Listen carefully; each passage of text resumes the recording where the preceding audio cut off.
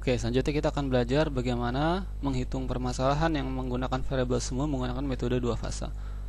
Oke, teori metode dua fasa dapat Anda pelajari dari data terkait. Berikut adalah contoh bagaimana mengerjakan metode dua fasa. Oke, sama seperti metode Big M. Persoalan ini kita ubah menjadi bentuk standar. Namun karena di baris kedua belum ada variabel menjadi basis, maka kita tambahkan sebuah variabel semu, itu adalah x6. Nah, berapakah koefisien dari x6?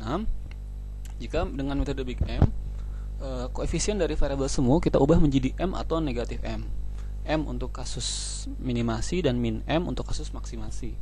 Namun dengan metode dua fasa, metode sedikit berubah, kita coba, yaitu adalah kita ubah.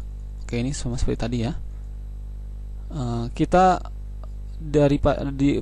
ubah menjadi dua fase. Pada fase 1 adalah kita abaikan semua fungsi tujuan, koefisien fungsi tujuan variabel lain, dan kita fokus pada x6. X6 karena ini kasus maksimasi, karena kita harus membuat x6 menjadi 0, maka kita buat fungsi tujuan baru yaitu w, di mana koefisiennya dari x6 adalah min 1. Ini bertujuan agar x6 nilainya menjadi sesegera mungkin berubah menjadi 0. Oke, kita masukkan ke dalam. Oke, ini diabaikan dahulu, gitu, kita fokus pada fase 1 pada fungsi tujuan ini dulu. Oke, jadi ini sama seperti ini. Nah, berbedanya adalah pada di sini, kalau sebelumnya kita gunakan 42000, sekarang berubah hanya 1 saja. Oke. Saya ralat, maksudnya bukan min 1, tetapi adalah 1. Ya, kita bisa menggunakan 1 atau min 1, tapi untuk memudahkan kita awali dulu dengan koefisien dari x6 nya adalah 1, untuk dengan tujuan melakukan minimasi, sehingga x6 nya ini nilai w nya dibuat segera mungkin menjadi kecil, yaitu menjadi 0.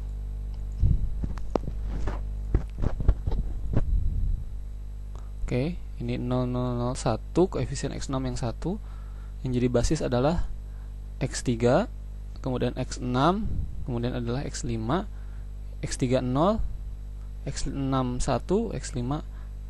Oke, konstannya seperti ini. Sekali lagi, karena tujuannya minimasi, ini akan agak sedikit berubah dalam pemilihan variabel yang masuk basis.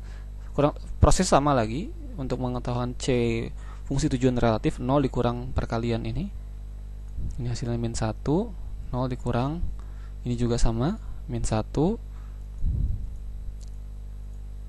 Oke, kalau z nya sama dengan 3.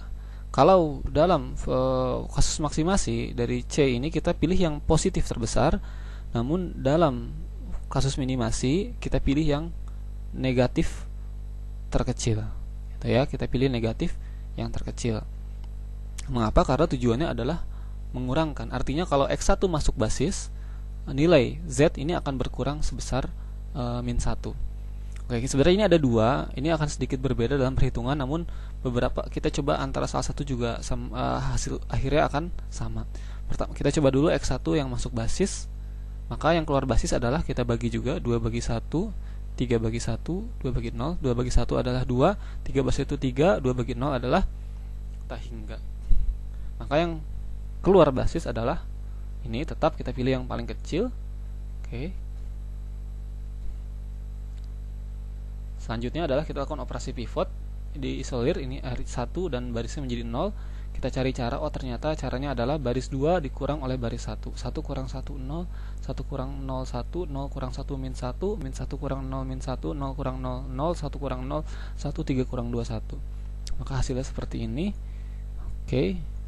Yang masuk basis yang menjadi basis baru adalah x1, x3 nya keluar basis, x1, x6, x5.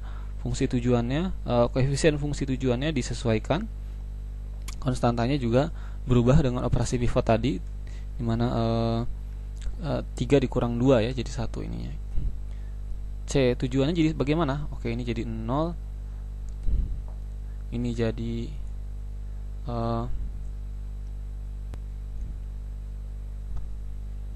menjadi min 2. 0 dikurang 0 kali 1, 1 kali min 1, 0 sama dengan plus 1. 0 dikurangi 0 kali 0, 1 kali min 1, 0 kali 0 sama dengan plus 1, dan seterusnya. Ditemukan nilai Z yang baru adalah 1. Kita bisa lihat awalnya 3 berubah menjadi 1. Akan kita coba terus sampai akhirnya menjadi minimum.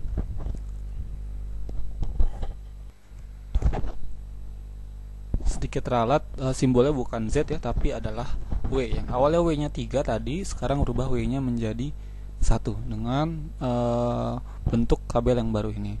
Sekarang kita cari lagi apakah ada yang bisa masuk ke dalam basis.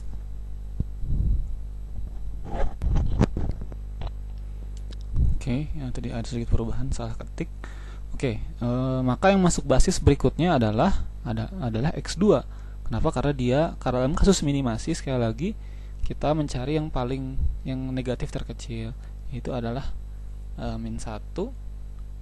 Ini masuk basis, yang keluar basis 2 bagi 0, sehingga 1 bagi 1, 1, 2 bagi 1, 2. Maka yang masuk basis adalah angka yang paling kecil, yaitu adalah 1.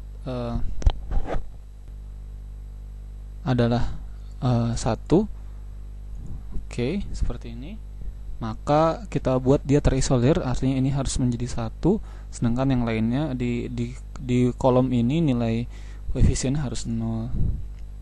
Gimana caranya? Oh, ternyata baris 3 dikurangi oleh baris 2. 0 kurang 0, 0, 1 kurang 1 menjadi 0, dan seterusnya. Ini adalah bentuk kanonik yang baru. Maka yang baru, yang awalnya ini X6 menjadi X2 ya. Koefisien dari fungsi tujuannya 0 semua. Ini konstantanya adalah 211. Kita dapatkan sama juga caranya, 0 dikurang 0 kali 1, 0 kali 0, 0, 0. Nilai W-nya sudah sama dengan 0, dan sudah tidak bisa lagi kita lakukan optimasi karena tidak ada lagi dari fungsi tujuan yang negatif. Inilah ciri dari kasus minimasi, tidak ada lagi dari fungsi tujuan relatif yang negatif, maka dia sudah dalam kondisi optimal. Karena sudah dalam kondisi optimal untuk fase 1, kita masuk ke dalam fase 2. Dan juga kita bisa lihat X6 sudah keluar dari basis, dia tidak lagi menjadi basis. Artinya dia tidak menjadi solusi dan nilainya sudah dipastikan maaf, artinya dia sudah tidak mempunyai nilai lagi karena dia sudah menjadi non basis. Sekarang kita masuk ke fase 2 iterasi 1. Maka fungsi masih melanjutkan dari tabel sebelumnya, hanya saja fungsi tujuannya berubah menjadi normal kembali, 4, 2, 0, 0, 0, kemudian 0, seperti itu. Kemudian ini sama ya seperti tadi. Lalu kita C bar tentu jadi berubah karena fungsi tujuannya pun berubah, akhirnya menjadi 0, 0, min 2, 2, 0, min 1. Nilai Z nya adalah 10.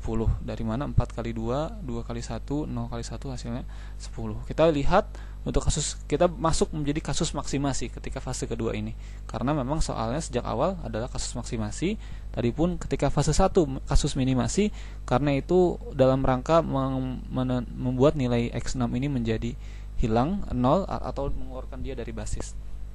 Kita lihat dari sini untuk kasus maksimasi, kita pilih yang positif terbesar, yaitu adalah angka 2, maka X4 masuk basis, yang keluar adalah 2 bagi 0 hingga 1 bagi min 1, min 1, 1 bagi 1, 1. Kita pilih yang positif terkecil, yaitu adalah 1, maka kita lihat X4 masuk basis, X5 keluar basis, seperti itu. Kita lakukan operasi pivot lagi.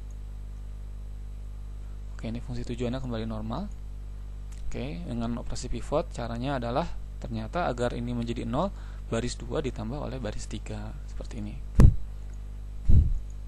Maka yang menjadi basis adalah 1, X1, X2, dan X4.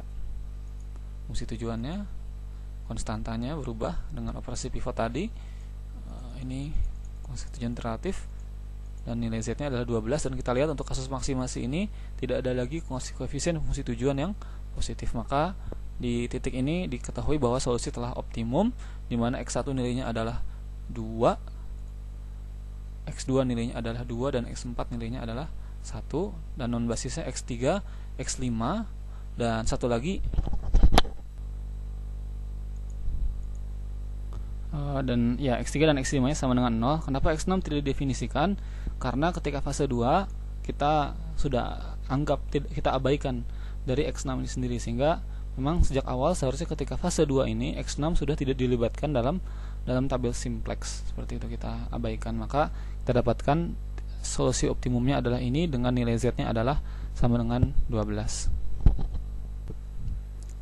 Mengapa X6 itu diabaikan? Dikarenakan X6 adalah variabel semu, dan variabel semunya ketika fase 1 sudah berhasil dibuat nilainya menjadi tidak ada atau dibuat menjadi keluar basis.